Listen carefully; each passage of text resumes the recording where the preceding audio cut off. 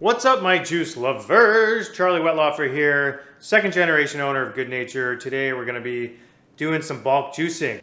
Before we move on, I want to talk about some essential tools you must have in your kitchen if doing bulk juicing.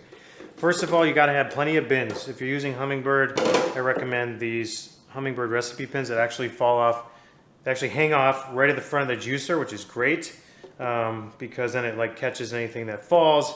And you can just weigh everything right in these, hang them off the front of the juicer, you're good to go. These by Cambro are pretty nice for washing produce because they're corrugated, so they have holes in the bottom so that you can basically wash all the produce and lift it up and drain it like that, which is really nice, so that's a nice feature. Then beyond the bins, you definitely want to have a nice commercial scale. This one is made by Ascali, which is an NSF commercial scale. It's something like a 30 or 40 pound capacity. Nice and big, stainless steel, easy to clean. So just get yourself a nice commercial scale.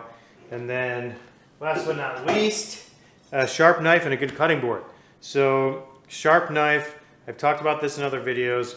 You want the knife to be super sharp so that when you're peeling lemons or peeling watermelon or have to cut things in a precise way, that you don't have to apply too much pressure, because when you're applying too much pressure, that's when you start to make mistakes and cut off too much produce or even cut yourself. So make sure you have a very sharp knife on hand. And then a nice big cutting board. I like these chef cutting boards because they have a nice ring around the edge that catches the juice, which is really nice. And get one as big as you can fit in your place because you want a lot of area to work and don't have to worry about things falling off the edge of the cutting board. So I've got 28 pounds of produce here. Just go over the recipes real quick. I've got 12 pounds of this fall harvest recipe, which is mostly root vegetables. So we've got carrots, we've got beets, we've got sweet potato, and we've got ginger, apple, lemon, and even a bit of this very special recipe, daikon radish, which is very common in Japanese food and has a pretty strong taste. So we're not going to use a ton of that, but that is in the recipe. Then we've got a 6 pound batch of a classic recipe called ABC juice, which is apple, beets, and carrots. For this one, we're going to use yellow beets and green apples. And then I've got a 5 pound batch of apple, ginger, lemon shots because I had some extra apple and ginger left over. So I'm just going to throw all that into a nice shot there. And then this one, this is a special recipe. It's my daughter's favorite recipe. She's 4 years old.